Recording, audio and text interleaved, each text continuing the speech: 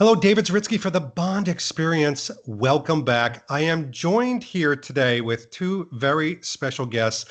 You may not recognize, you may not even know the names yet. You will by the end of this video and conversation. I'd like to welcome Matt Jones and Henry Butler from Hemingsworth. Gentlemen, welcome to the show. Great to be here, David. Thank you. Thank you. Yeah, great to be here.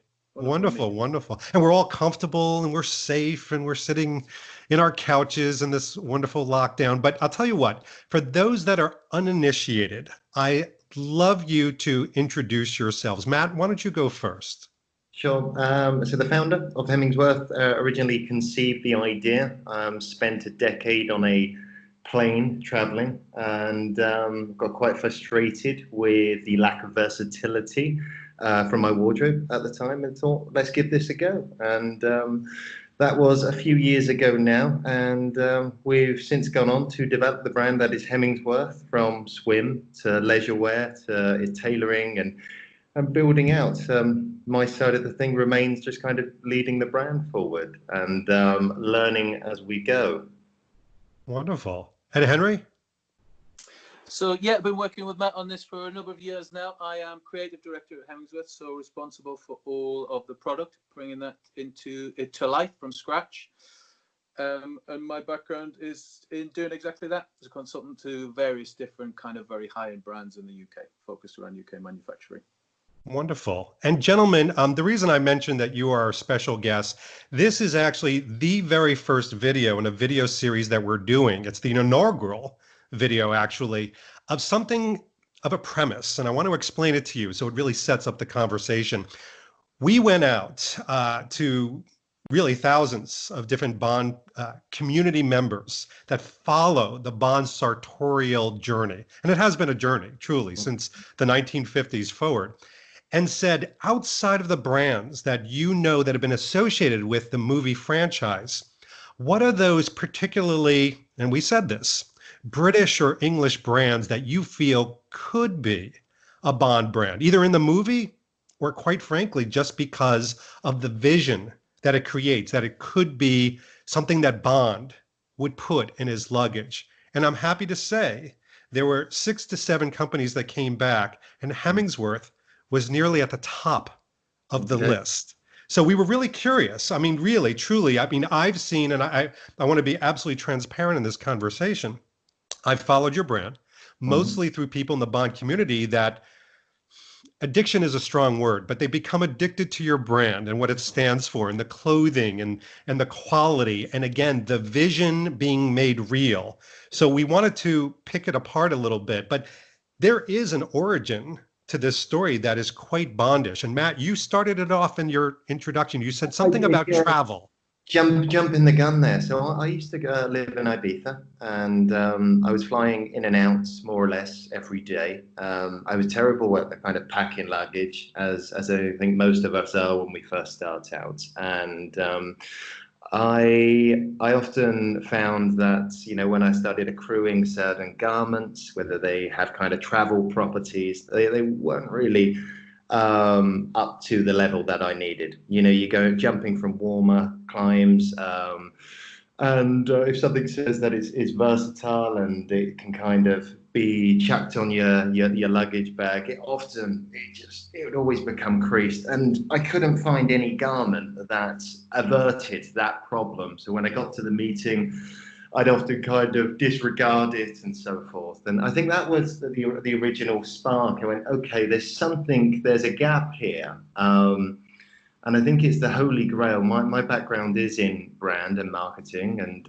I wanted to do it for myself. And I guess look at my clients in the eyes as well and go, look, I'm going to stand by this. And so I went on this kind of journey to, how could we do this? How, you know, looking at all the other brands, what are they getting wrong? And it took me some years even just to get out of the tracks, I guess. And that wasn't until I met Henry, who really accomplished character within this space. And I think I was fortunate enough that he just took us on, you know. I did that Oliver Twist cap moment, and sold him the idea of what I was looking to do and said, we're not going to compromise at any point. And he said, okay, I will hold you to that, Matt Jones.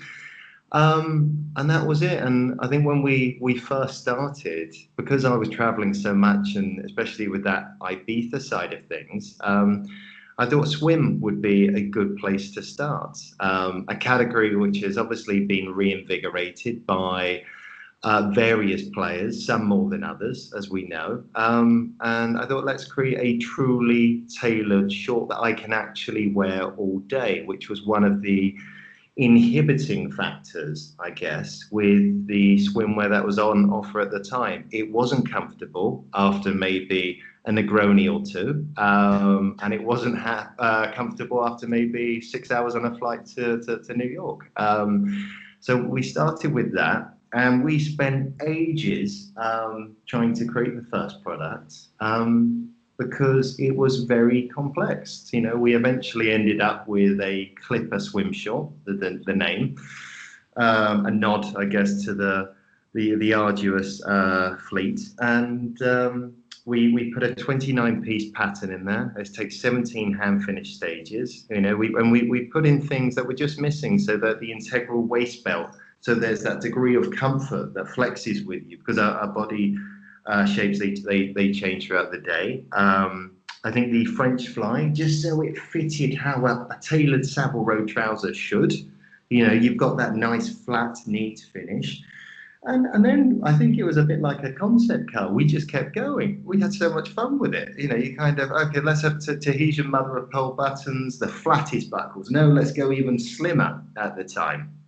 And it was really, really good fun, and it was an eye-opener to me of what the possibilities were within tailoring, but also some of the rules at the time, because of where you can get things made and where they'll start falling down if you're not careful. And so I guess that probably leads us on to then making in Britain, which is kind of been paramount, and that's kind of all been led, I guess, by Henry's Black Book and the trust that he's ascertained over the years.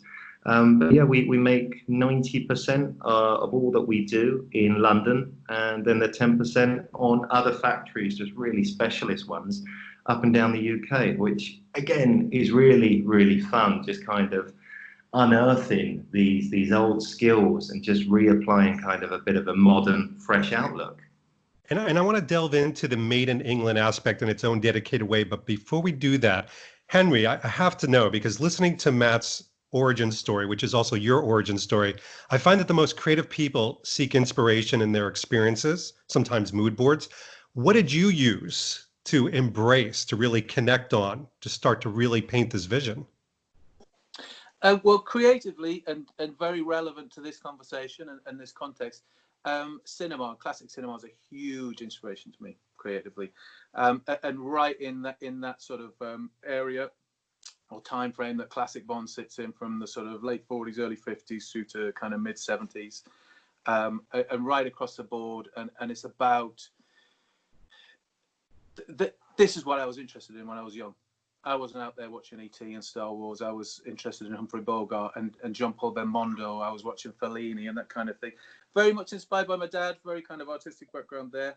And those kind of characters, that kind of Richard Burton, sort of those kind of characters. But obviously front and center, right in the middle of that, sits classic Bond, Connery, through to Roger Moore. And stylistically, there are a lot of notes taken from that kind of era. That's sort of proper men dressing well with real tailoring that fits the body, those kind of cues, and there's a lot of that in the current collection. You'll see just the way that lapels are shaped, the sort of slim fit on the jacket, nice classic tailored trouser fit.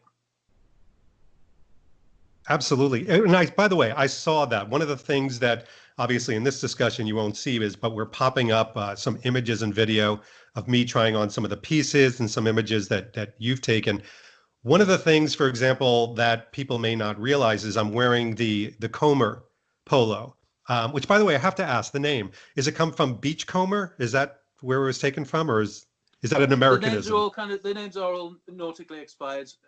Sorry. So coma is just a very soft, gentle, flat breaker wave that curves into the sand. It's so much more elegant than what I came up with, beachcomber. So I like yours. I'm thinking like beach bum, and this is not what this is. But one of the things I loved about it is, first of all, when I tried it on, you talked, Matt, about performance and travel. And because this does have a little bit of Lycra in it, it does have a nice stretch. And I have an athletic build. And I find that sometimes when it doesn't have a little bit of give, there's this unwanted puckering that goes on that's not wanted at all, especially when you're sitting on a plane or traveling or just having a cocktail on the back deck. This really feels, the hand of it is incredibly comfortable. What I noticed right away, though, were these scalloped collars, because I get so guilty. My wife gets on my, she's like, another blue polo, another blue polo. But this is so different. It almost looks like an anchor turned upside down to me, the way it's scalloped. The fact that it doesn't have any button, it's so resort. To me, it screamed of the 50s and 60s, that kind of hearkening back of just, you know what, effortless. You know, this is something, buttons, I'm on vacation. I'm at a resort. I don't want to deal with buttons. It's just so wonderfully like that. I have to ask, how much of this goes into the thought? Maybe, Henry, this is for you. When you design something, of saying, I want this to be an effortless but comfortable moment. A great deal, actually. That's more or less at the heart of what Hemingsworth is and how we develop everything. That point that you brought up there about performance is a really key element of it. And that comes into fabrication. You're exactly right. That little bit of Lycra that's in the combed cotton jersey just gives us that kind of very clean, sort of crisp, sharp-edged look that's across the whole kind of Hemingsworth brand. But just going to stay that way. It'll perform that way all through the day. You can lie around in the pool, by the pool in that. You can wear it for 7 hours on a flight. You can chuck it in the bottom of your luggage, and it will recover very, very quickly, and it'll keep that clean, soft, smooth finish. Looking smart and crisp, but feeling really comfortable as well. Yeah. And I love the details, you know, the hemming at the bottom, as well as obviously the sleeves. Again, it harkens back. For those in the Bond community, we love that kind of vintage nostalgic nod. And it has all that. It's not just this, you know, polo that, you know, keeps going down past your butt. I mean, it really does kind of connect to your waist, and it defines it. It frames the body, which is something that we look for in a Bond look. It does, yeah. The fit's really important on that. It just sits cleanly on the hip, so it can be worn outside the trouser. That sort of hem finish on the base and the end of the sleeve is just a nice little bit of extra detail, so it's not just too simple. And it frames the upper half of the body very well and just cuts short at the waistband of a trouser or a short. Yeah. Guys, we're going to dive into it. Made in England. Bond is made in England. Hemingsworth is made in England. How important is that? And what are some of the things, and we want to get into it, we don't want to be controversial, but we want to talk about this. What are the things that irk you as far as that term, made in England? Henry, you want to go first on this? Oh, well done, sir. Well done. You know, you've got a lot of the brands which are coasting along with that brand Britain influences and nod, and to be truly made in Britain, you know, I think it's a torch that you're carrying, you know, that nod to the past, those that have built it. It's certainly a pride point there. I think for what I've really enjoyed, particularly with getting to know the factory owners on a personal level, is they've got an appetite to try new things. And I think it's a constant. You talk about kind of this polo shirt and the kind of the original thoughts. No, it's not good enough. No, it's not good enough. And I think that's what we've really appreciated with that, this kind of level, this standard that we can all agree on, but it doesn't leave the factory unless we all sign off on it, rather than, oh, that's okay. You know, I'm sure they'll accept that. And I think that's been the biggest difference that we've learned. And I think that's what's made it a really enjoyable process. Yes, it can take a little bit longer in developing the collection, because it's developing what's right.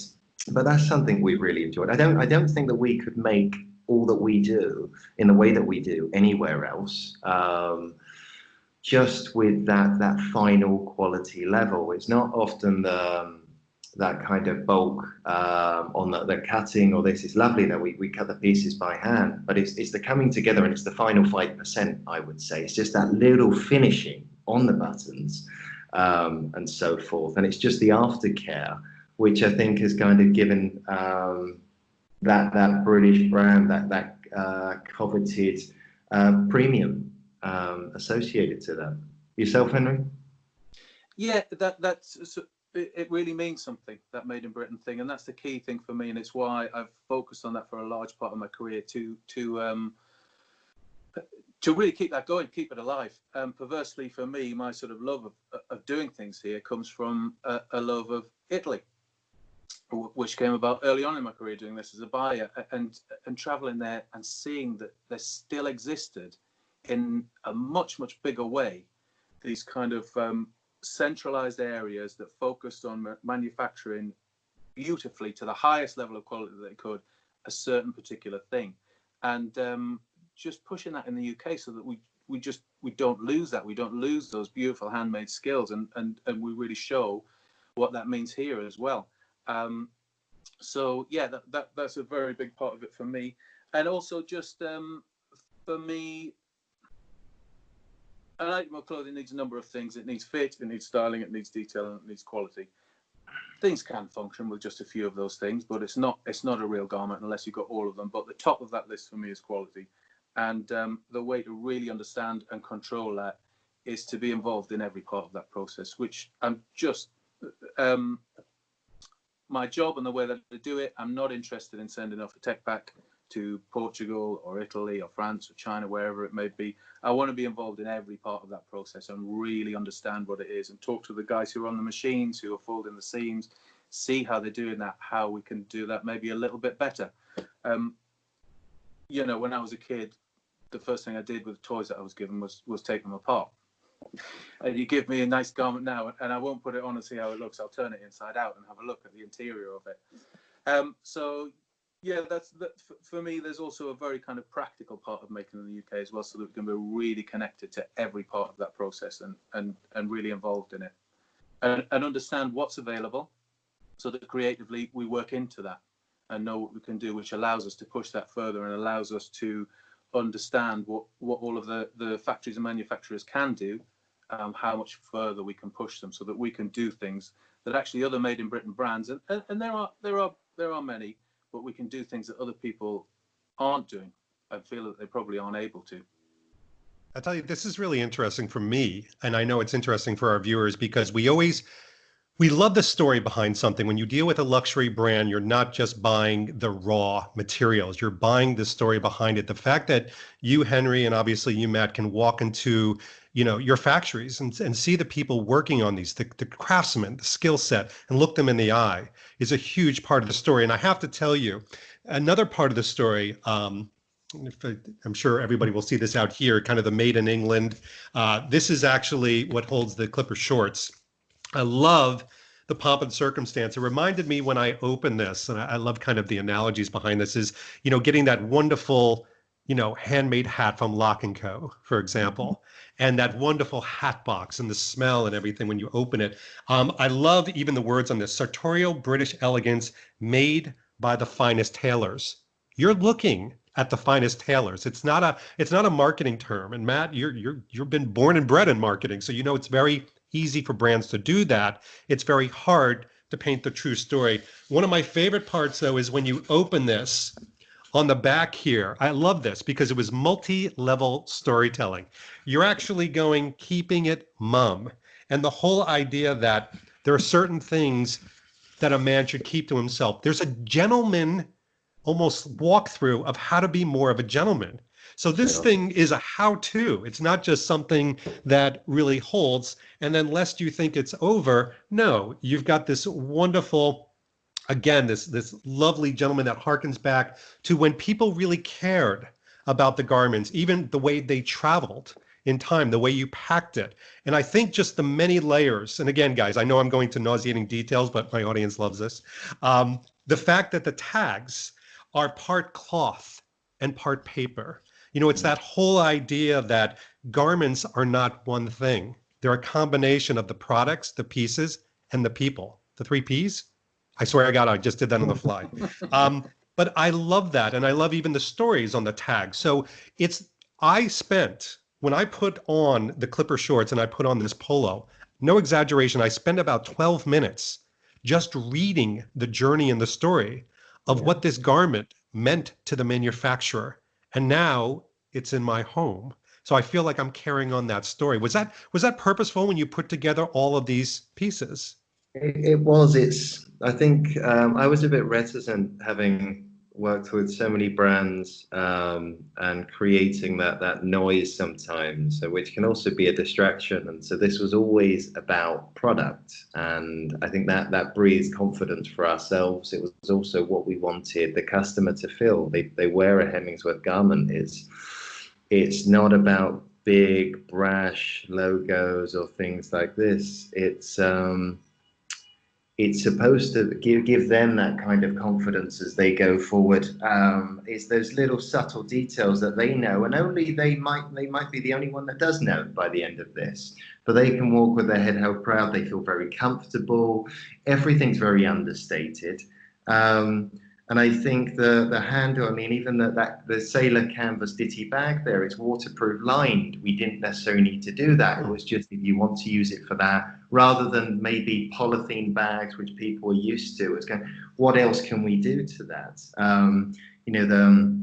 Everything is engineered for the long haul.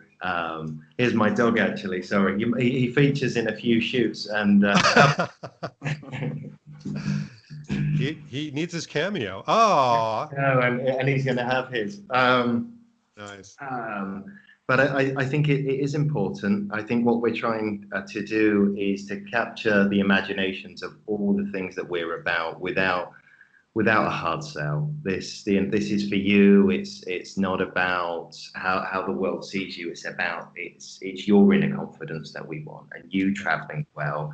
And we kind of, we say engineered for the long haul, but that's with the repairs we'll do for life should they ever occur. Unfortunately, they don't, because they're made in Britain.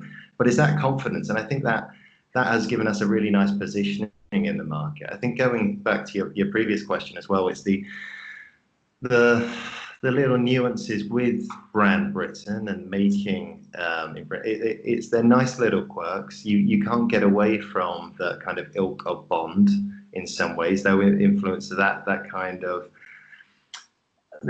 sartorial humor at time, and the kind of rakish behavior, and a little bit of sarcasm here. It's all about I think the rule book there, keeping mum, it was us showing and expressing a bit of personality within that, if not obvious enough within the clothes that we make. Well, it shows. I mean, it really does. Even, with the Clipper shorts, the buttons, that truly do fasten everything. There's multi layers of that. And Henry, this is going to be a question for you, because one of the things I found in trying on the clothing was, number one, I used to, for my job, travel quite a bit, especially internationally. It's also a hobby of my wife's and mine, is to travel globally. I kept thinking to myself, my gosh, this would be so amazing. And my wife was sitting on my couch in my home office, picking up these pieces like the jacket and rolling it and seeing just how much it could compress. And I'm holding a pair of pants, which I'm sure you recognize, that feel like they're seersucker, but really just connect down. But one of the things I noticed with these pants when trying them on, there are these little wonderful moments of surprise and discovery. For example, the fact that the tabs go hiding into their own little pocket in the back, so they're not flipping out, and it looks very clean. How much, as the designer, the creative web behind this, do you think about those moments of practicality of someone like David Zaritsky putting this on and discovering that for the first time? How much? Probably too much. Never too Probably much. too much of my day spent thinking about these little things, and then looking back at what we've done. And we'll often have a conversation between Matt and myself, and I might just look up and say, "Is this one of these things that I'm the only person in the world who's going to care about?" And Matt might say yes, but then we still continue with it because we just take that to the absolute nth degree. And it's so important. Menswear, especially when you get down to these kind of the classic silhouettes, is really just about detail. It's just about quality and detail. And you've got to go into those finest details that are almost unnoticeable, but if you don't put that effort in, they're very noticeable. Mm. And Henry, I did something that you mentioned that you did when I received the items, the jacket, for example, the blazer, which is, to me, arguably, is one of those things that any individual, I don't care if you're business or otherwise, really shouldn't do without. I mean, you never know when you're going to be in a situation that you need to bring it up a notch. Even in a resort situation, jacket required, it goes through my mind. I turned it inside out before I even tried it on and saw the meticulous nature of the way things are laid out on the inside. And I did. I'm not an expert with this. I'm a layman, but I wondered, what does that do for the human form? And then I tried it on and I realized what it does is it takes an unstructured jacket, which many of them can look a little, I'm going to say it, sloppy. It can look a little, puckered. And what it did was it really just moved along the form of my body very well. I could see myself sitting, getting up in an airplane, and not looking like a rumpled mess. Practicality to style, marrying those two together, how much of a challenge is that? Yeah, it's a real challenge, especially in something, the blazer is a perfect example. And there are a couple of things that force you into that level of detail, exactly what you just mentioned. So the blazer is, and again, there's quite an Italian sort of touch to it. It's that sort of Neapolitan construction almost, but with a very English, sharp, clean edge finish. So we've got a sharp, clean shoulder. And the only way to put that construction up there, because we've got no canvassing, we've got no interlinings. It's literally just the outer fabric. The only way to put that shape in there is through the construction, is through the shape of those panels and getting those seams perfect and clean edge and putting some structure into those seams so that they hold that shape as well. And also, as you will have noted when you turned it inside out, it's completely unlined as well. So, there's no shiny Bemberg lining in there, hydro edges and stuff. Everything has to look clean, precise, and perfect in there. So that's really, really important. And marrying those two things together are, again, a key part of what Hemingsworth is. Yes, as we've sort of mentioned, there is inspiration from the past in terms of garments and styling and stuff.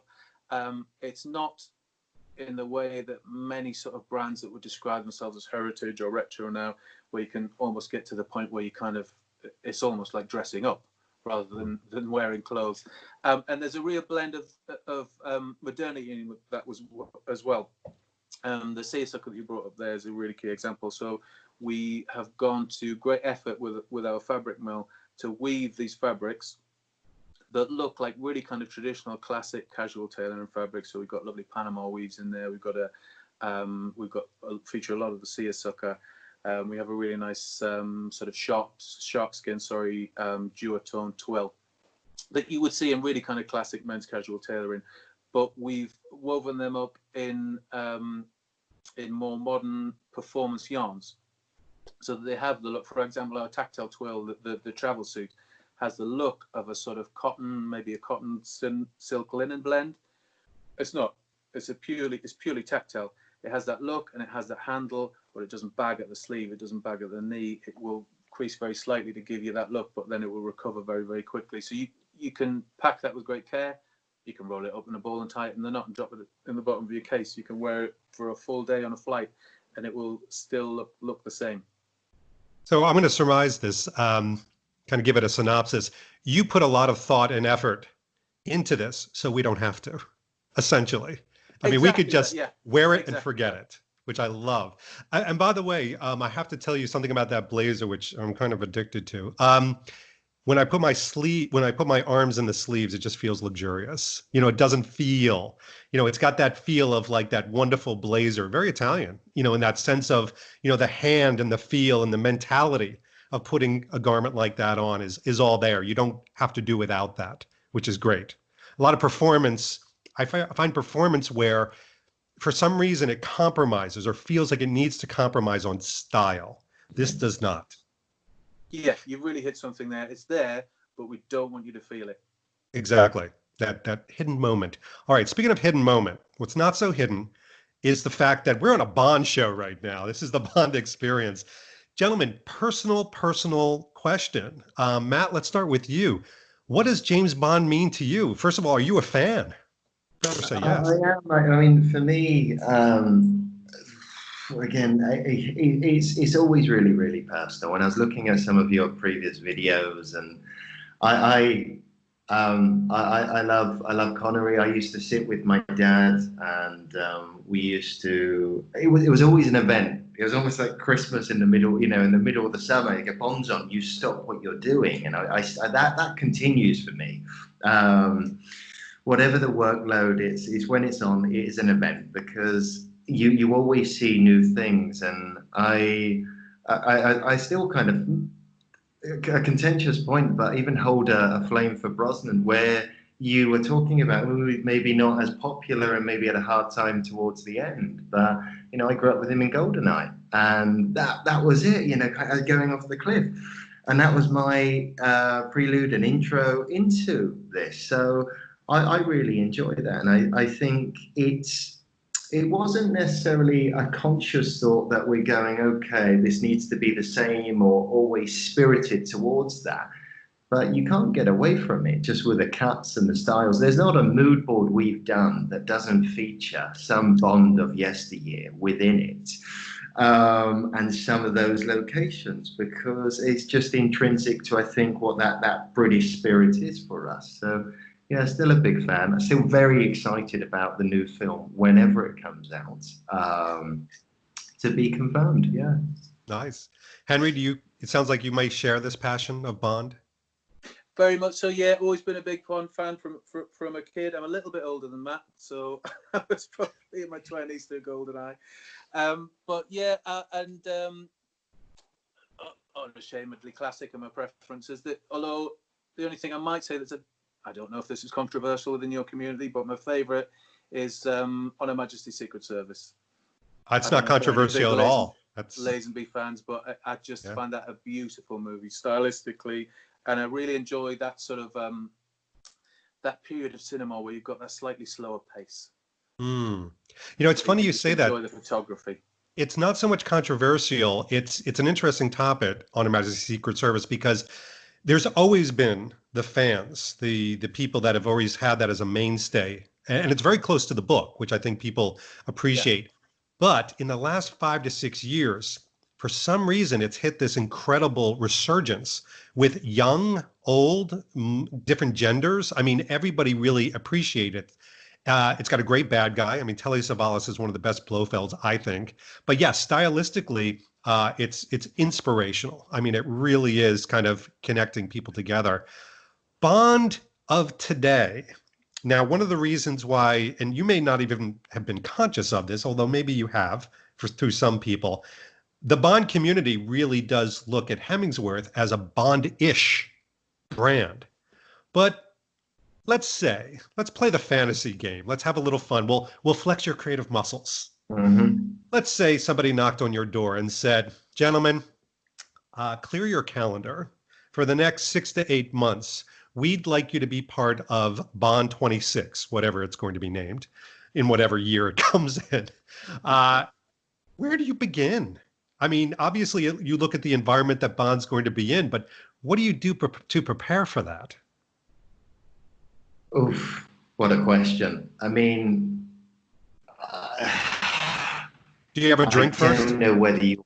Yeah, possibly. I think it's a lovely moment to celebrate. I don't know how aware you'll be or this, and I know, but that call did happen this year for us. Obviously, we've got our own feelings and understanding of who Bond is today, and so I think it's probably a different, contrasting thing to when if that call ever did come along. Who is the next Bond? And it's built around them. And it's very personal, and I think it's about that characterization, firstly, about who's going to embody that. And I think you'd have to look back on their personal roles and trying to understand, maybe from Eon and the Broccoli team, and what their reason was for choosing them, I think. Because if you talk then about the practicality and the stylist, what do they feel comfortable within? Because those answers are obviously not going to be so obvious at the start. I think that would be an initial reaction to that, after the Negroni, of course. Or 3, yes.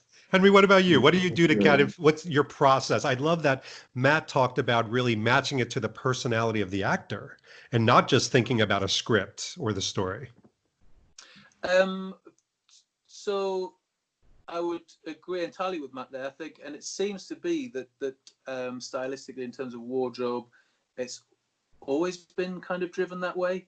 I mean, certainly Moore's Bond looks like Roger Moore, whether he's James Bond or not. I think Connery's Bond, or all the classic brands that are associated with that are also associated with Connery himself, and certainly at the moment it's very much driven by that. And I think that gives it some, it gives us some authenticity. Well said, and I love that word. So we have a treat. And Matt and I, this is really a treat for the viewers. Matt and I spent maybe an inordinate amount of time curating some pieces from their collection that, although you may not and certainly wouldn't have seen exactly that same thing on the screen, we thought, what would Bond, the character, and Bond, the movie version, possibly connect to if they opened up a lookbook or opened up a catalog and Bond said, well, I'm off to Rio and I'm off to this resort and let me go pick out some things and put it into my Globetrotter luggage. And we've done that. And Matt, this is a little bit of a surprise for you. We're going to be reviewing some of these pieces at my friend's beach house at the shore this weekend.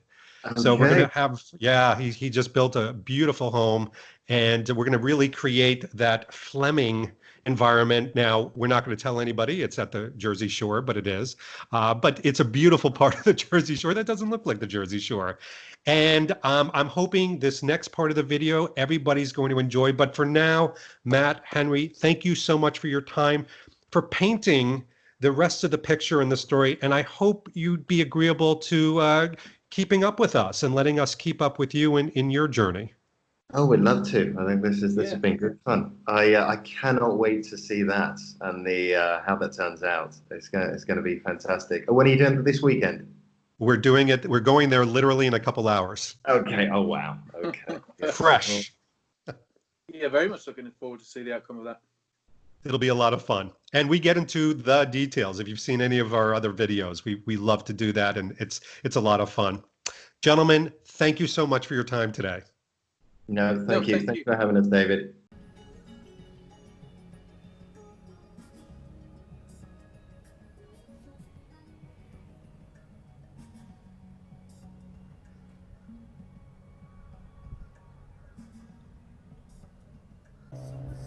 Well, we are so lucky because our good friends allowed us to do this video filming of the reviews here in Barnegat Light at their beautiful, beautiful house. It is right on the water and the beach. You can take a look at the ocean out there and the dunes, and what a beautiful day we're having. It's like 80 degrees, it's relatively dry. It's the perfect time to be wearing this. And what am I wearing right now? Well, this is the sky blue Comer polo. This is the polo that we were talking about before. You can see where it hits kind of that mid bicep look, and take a look at that hem right there. That's beautifully cut, and you can see that it's got that kind of vintage hem below.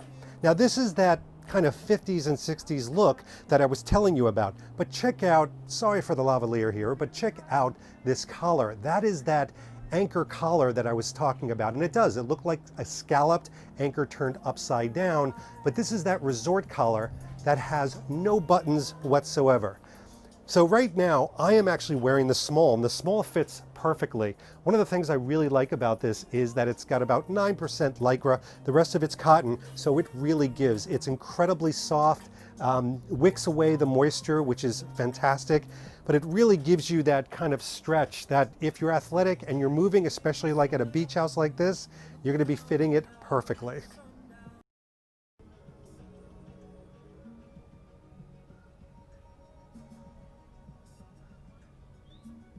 Now, of course, what we've got to do is we've got to show you the shorts. The Clipper shorts are kind of like the main meal in this course.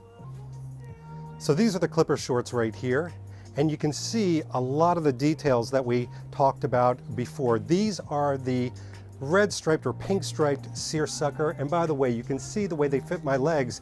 It's pretty darn good, and usually shorts do not fit my legs. That is because these are tailored very nicely. They are tailored shorts, and that's one of the aspects that they talked about, is that tailored look versus something that kind of just hangs on you. But let's go over some of the details of the clipper short itself.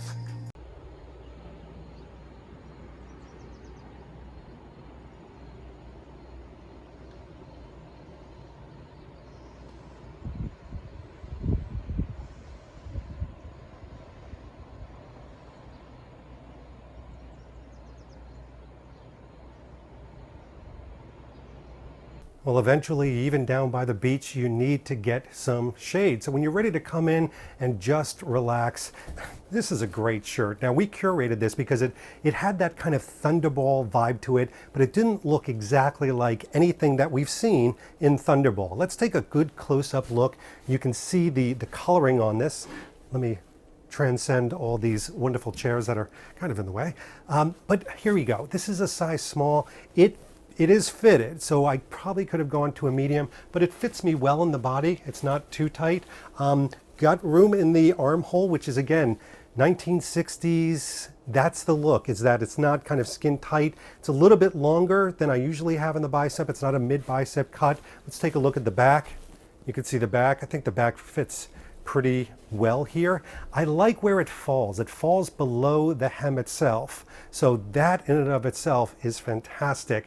This material, I would have wanted it just a hair softer, maybe just a hair softer. It's got a certain crispness to it, almost like a midpoint dress shirt, but something a little bit like a seersucker or something. I'm really into hand, and when it's warm like this, I do like something to breathe, but this feels comfortable. And take a look at this again, this scalloped kind of camp collar, but it's not your typical camp collar with the notch. It's something a little bit different. And that's the whole thing with Hemingsworth. You feel like there's something different, exotic, and yet accessible.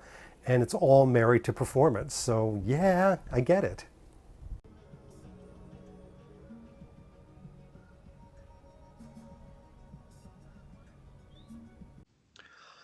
Pete Brooker, how are you, my friend?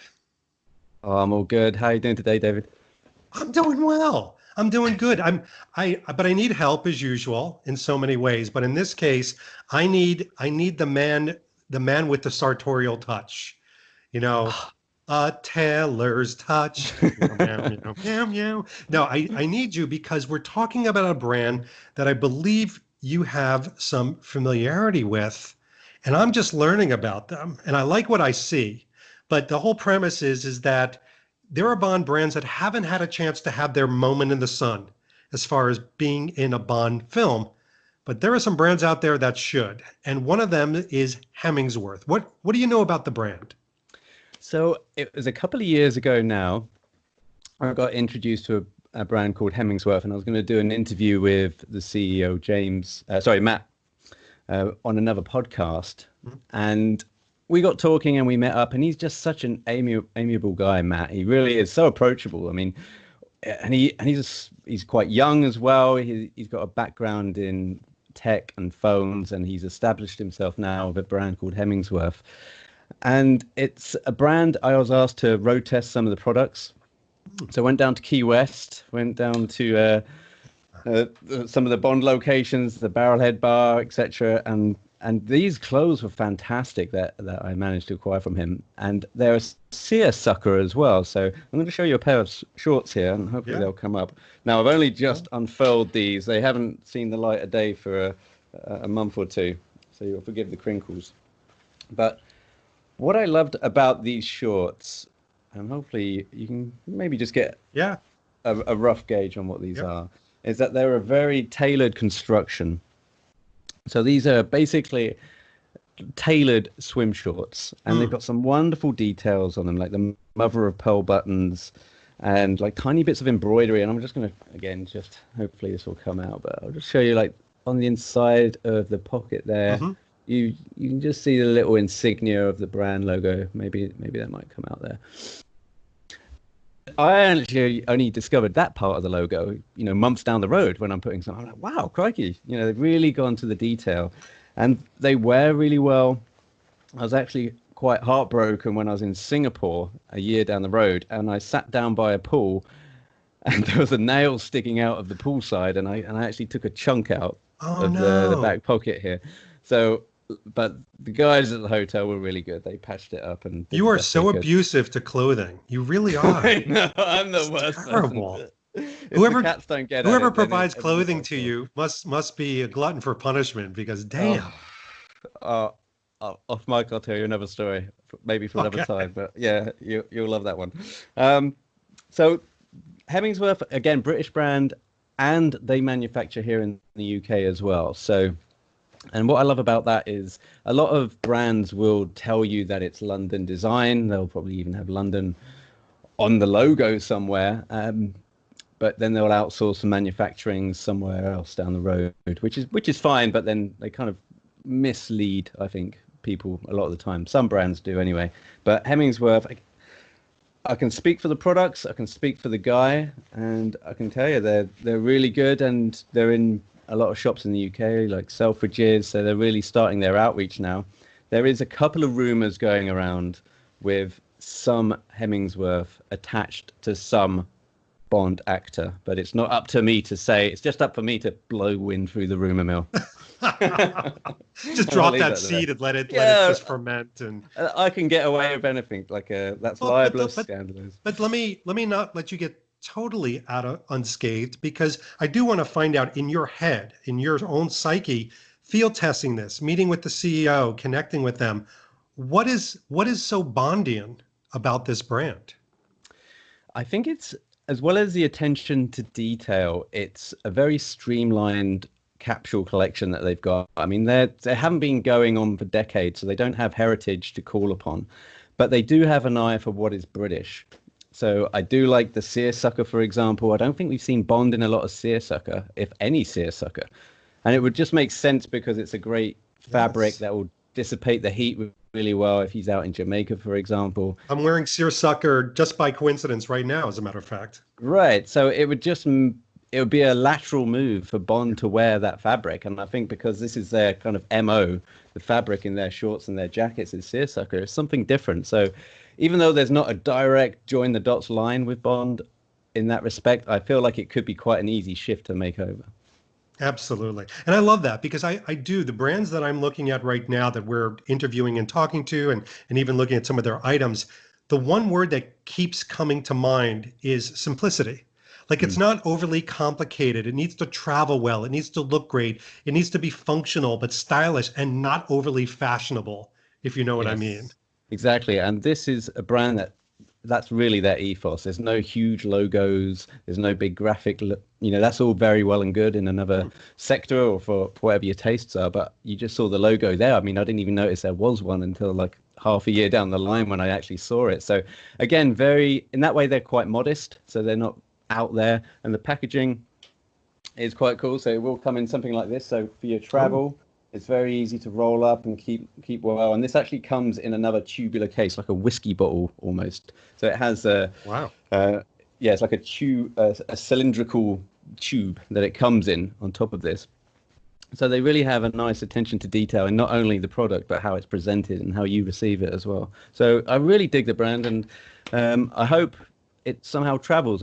Maybe it gets a bit more international. I'm sure they sell internationally very well, but I hope they become a little bit more of a louder noise other than in the UK. All right, so I'm going to put you on the spot, and you can tell me, David, I didn't prepare for this. How dare you? That's true. Out of all of their items that they have, because obviously I've been to their website recently. I mean, they've got some jackets, blazers, traveling jackets. They have beautiful polos and things like that. Is there an item there, could even be the shorts that you just pointed to, that you feel would be perfect on Bond in a movie setting? Well, apart from the shorts, so putting the shorts aside, I do think the shorts would be great for Daniel Craig, especially because they have that very simplistic look to them.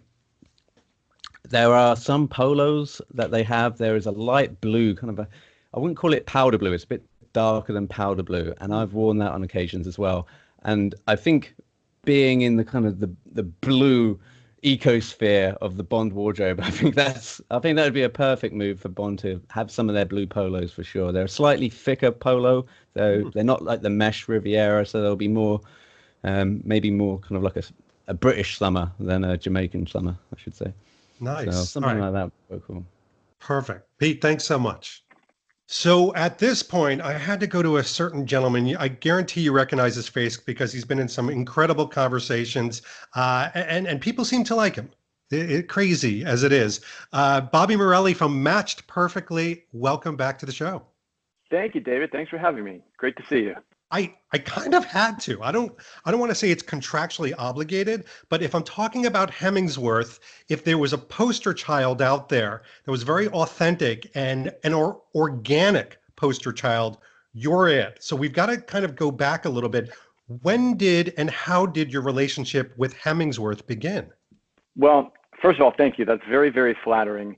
Sure. And like you said, it's totally organic. I came across Hemingsworth probably, I don't know, mid 2018-ish, and I was intrigued. It was a British-based brand, a British-made brand, with top-tier components and, just like no expense spared. I was, intrigued by that, and so I ordered a pair of their Clipper swim shorts in white, and they're like my all-time favorite swim shorts. They're fantastic, and I kind of reached out to the brand and said, hey, I would love to kind of do an interview and get to know kind of the team a little bit better at Hemingsworth. What makes you tick? What kind of inspired you to start the brand? What are your influences?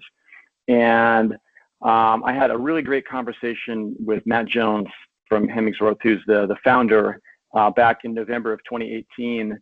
And I've been really fortunate. Matt and I have become really good friends over the last couple of years. I don't get anything, that there's no compensatory relationship or anything. So really, like you said, it really is authentic.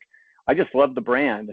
And it was it was refreshing to see a brand that's based in England, made in England, proud of being made in England. And to me, that just aligned so well with the Bond aesthetic that I just gravitated towards that. So my, knowledge of Hemingsworth goes back to about 2018.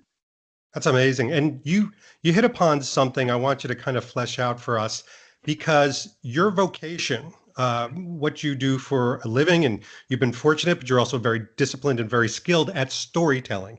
It's a part of what you do in your living as an accomplished marketer. I think you also fell in love with the Hemingsworth story. Absolutely. Absolutely. When I reached out and I read back over my first conversation with Matt, kind of preparing to chat with you, one of the things that intrigued me was Matt said he wanted to develop a brand, a travel brand, and a travel wardrobe for a traditional English gentleman. And to me, that really, really struck a chord with me. I try to be a gentleman. Clearly by my accent, I'm not English, but I have a big affinity for that, as do most people in this community. And so, his kind of the tenets were you want just key pieces and top tier pieces that all work in tandem together.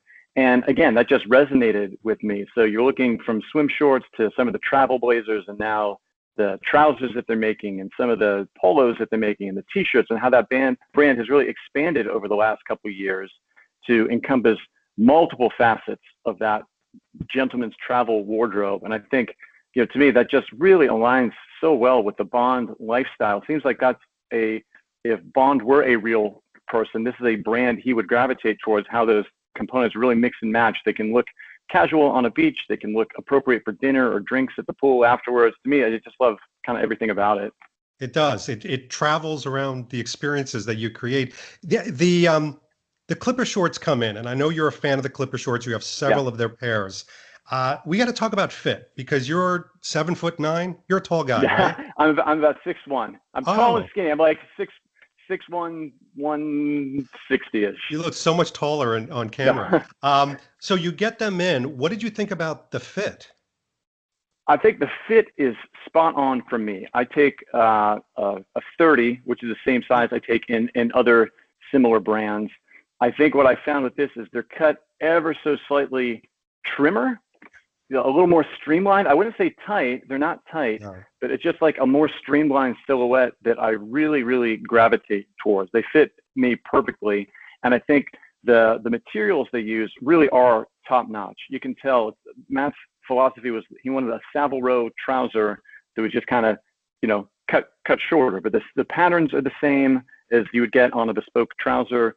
The materials are great. It's like Tahitian mother of pearl buttons and zippers custom made in Germany, and truly no expense spared. And it shows. It really shows that there are no corners cut on these, and that translates into an extremely well-fitting pair of swim shorts. I love them.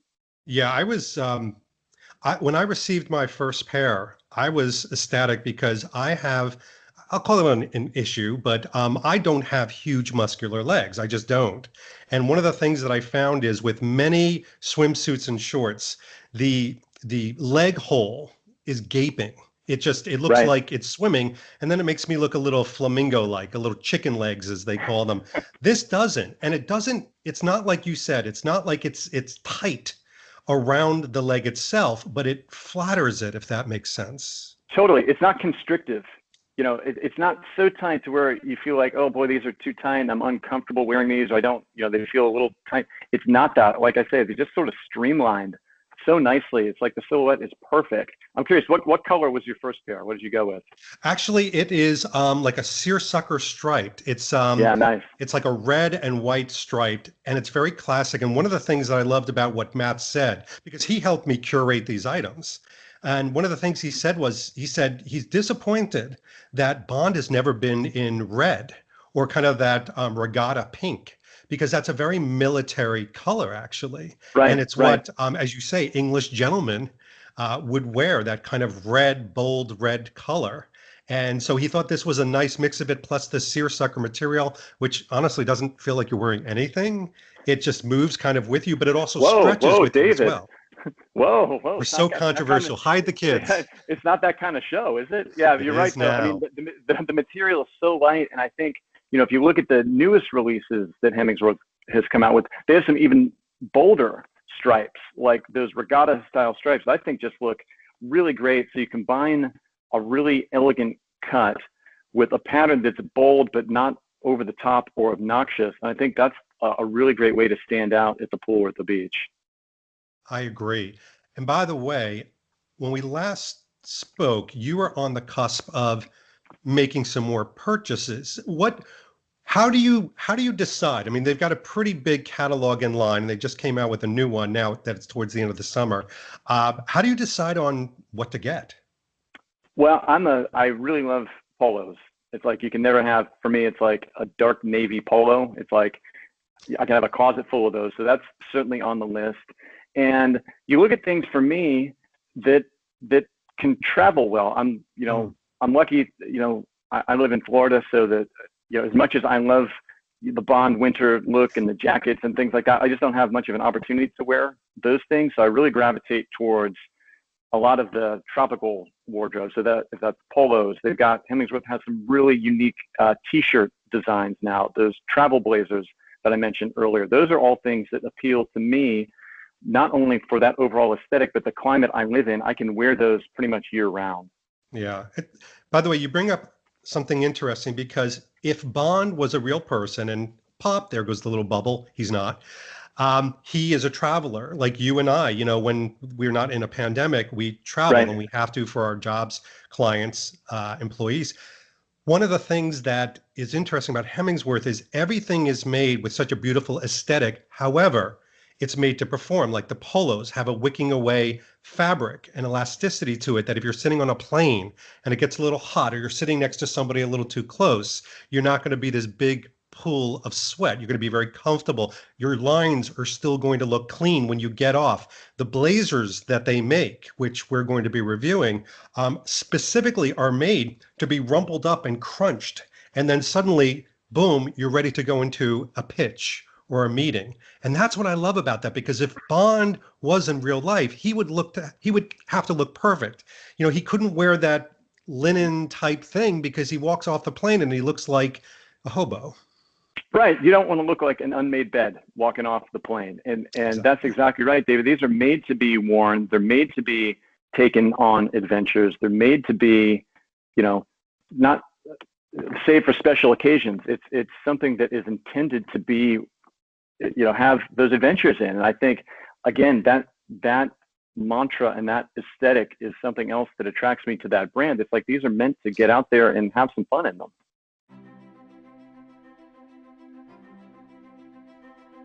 Hemingsworth is the swimwear label for lovers of quality. Our journey began 5 years ago.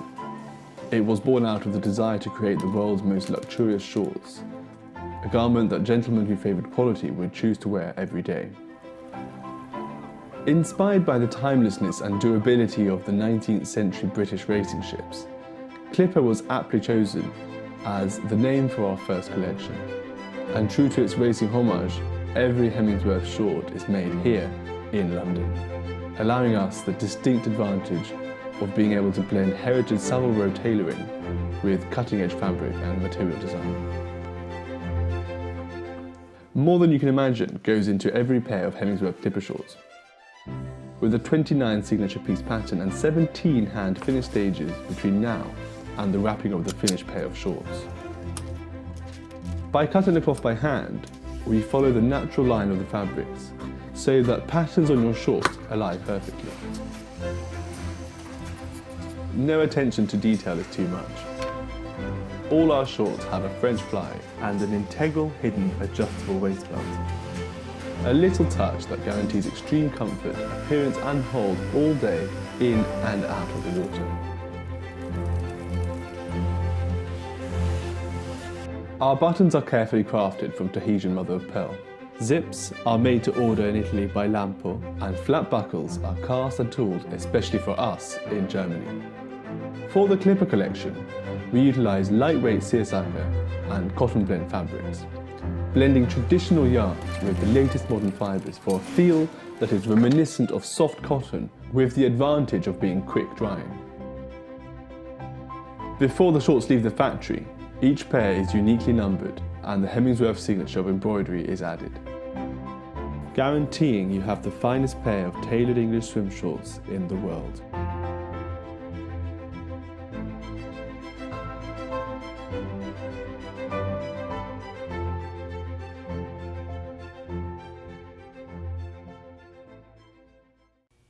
Thanks for watching this episode. If you want to be up on the latest from the Bond experience, just click on this subscribe and subscribe to our channel. You're going to get all the latest and greatest information, plus some exclusive content. And by the way, speaking of content, here's something especially for you, just because we know you. Talk to you soon.